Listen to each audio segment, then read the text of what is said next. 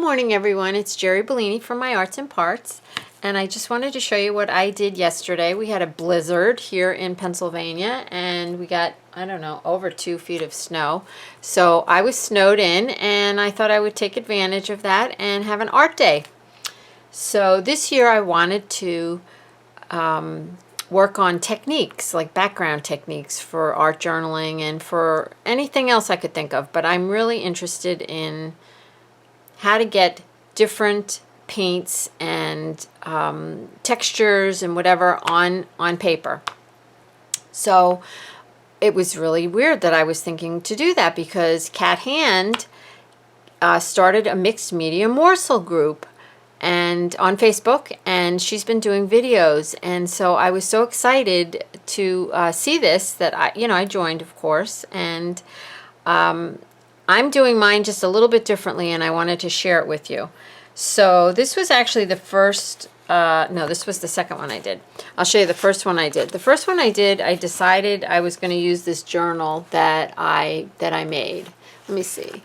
You're just a little, got to get up just a little higher here. Okay, sorry. So I made this journal, and I have all different papers in it. Each signature was, some different papers. And so I thought, this would be perfect. I'll do it. It's about 5 by 5. And I did the first mixed media morsel tidbit. And then I decided, you know what? I think I'm going to do it a little differently since I wanted to do techniques. After I did that, I got thinking, I'm going to set this aside. This can tie in with my whole technique theme that I'm going to do this year. So what I decided to do instead was cut out cards. I cut out cards from all kinds of papers. And I'm going to show you those first. I did pattern, these are pattern tissue. So I did pattern tissue, and I'm not going to take every single one of these out of the envelope. But I'm recycling, so I'm using these old envelopes to store my squares. The squares are 5.5 inches by 5.5 inches. So I'm using pattern tissue. This is packing paper that was in an Amazon box. This is wax paper in here. This is deli paper. We all know what that looks like. These are vintage book pages, and I even wrote, they're from the 1930s. This is Strathmore Mixed Media Vellum. It's acid-free, 140 pound.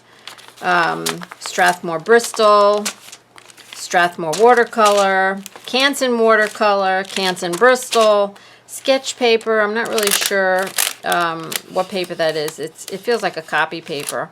So I just wrote a question mark there. But it's sketch paper, drawing paper. This is Fabriano drawing paper, 94 pounds, acid-free. I did write what the paper was on each and every square, and I know you might think, oh my God, that will make me crazy. But this is really an exercise for me in technique.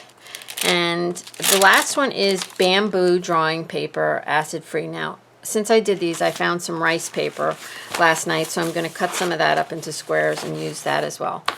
I want this to be like an education for me, and I want to keep it with this technique book that I started late December, I guess it was. You know how you watch YouTube videos and you get ideas from everybody? So I would jot them down on a piece of paper, and I would jot another one down on another piece of paper. Well, I took all of these pieces of paper and I wrote them all down in a binder, a big binder. And this way now they're all together. So now as I do these squares, I'm going to punch a hole in them, I think, and put them on a ring.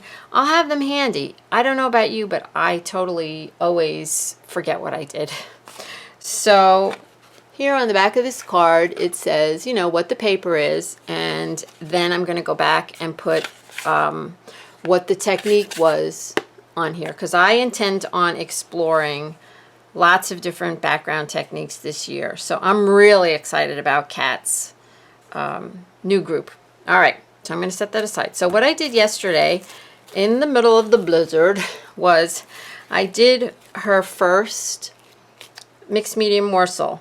And that was the one, if you remember, where you just took a piece of paper, or your composition book is what she's using, and you gessoed it with white gesso or black gesso, and then you put acrylic paint on it, and then you put saran wrap on it.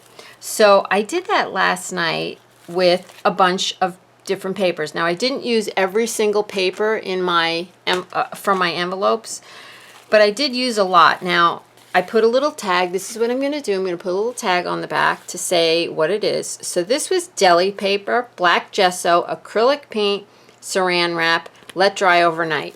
So at some point, I am going to, later on, when I say, how did I do that? I am going to know because it's going to be back there.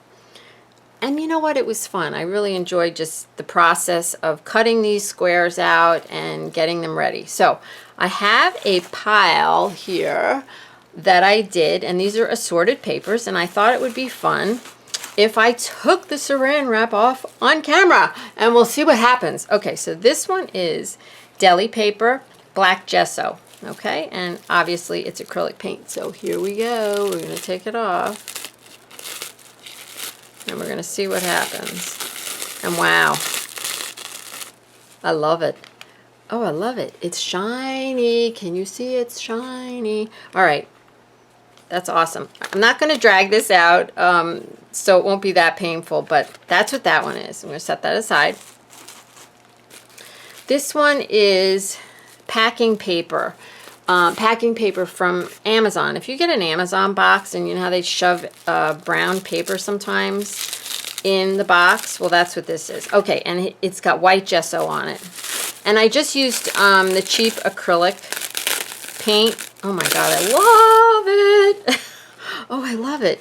It is so, oh, I hope you can see it on the camera. It is so textured. It is just like, oh, I just love it. And it's shiny. And I guess that's the acrylic paint that's making that shiny. But I was thinking, I don't know if I said this already, but if I did, forgive me. I was thinking I'm going to go over this with some kind of a matte medium so that these little lumps don't come off. All right, so that one is the brown packing tape, packing paper, not tape.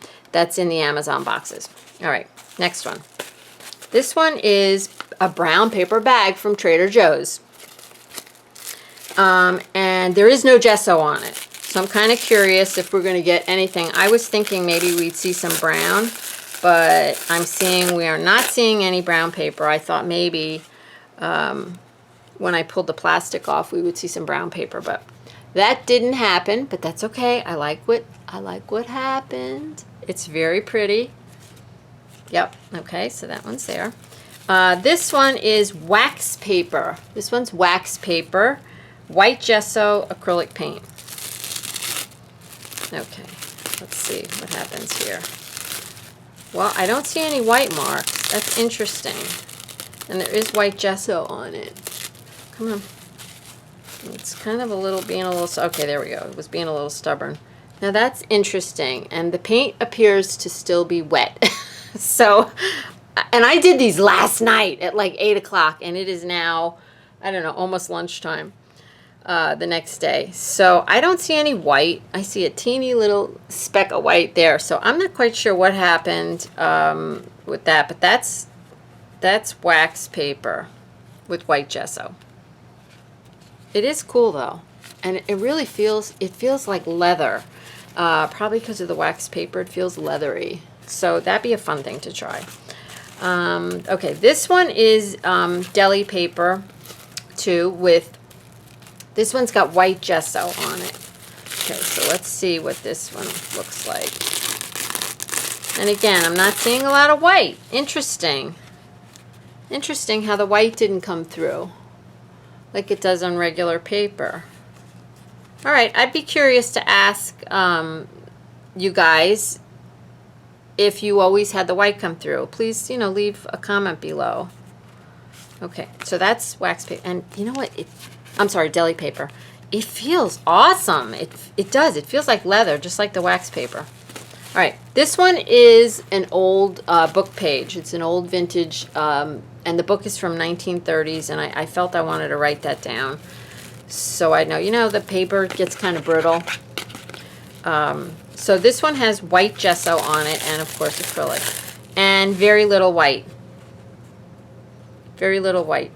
You see that? And I want to tell you, when I put the Saran wrap down, I scrunched it up. You can see, because you can see all the texture. I scrunched it up really good, and I actually even took a brayer and brayered over it to make sure that it was adhered. Now, maybe that was my mistake. I don't know. All right, and the last one is brown paper grocery bag again from Trader Joe's, only this one has black gesso and the acrylic paint. So let's see if we see any black when we peel this off. Yes, a little bit. Yep, this one does have black. Can you see it? It does have black. So I guess you really do have to do the gesso. I wanted to tell you one last thing. This one in the book that I showed you originally, I watched Kat's first video, and she forgot to tell us to gesso it first, and I saw that in the second video. I put the acrylic paint down first. Well, then when I realized I should have gessoed it, I just threw some gesso on top of it. So this one is actually gesso on top, and you see a lot of white, but you see a lot of color. So when I pulled the Saran wrap off, it actually pulled a lot of the color off, pulled a lot of the white off, the gesso off, and left a lot of the color. So this is cool too. This one that I showed you in the beginning is Strathmore Mixed Media Vellum 140-pound paper. And this was gessoed.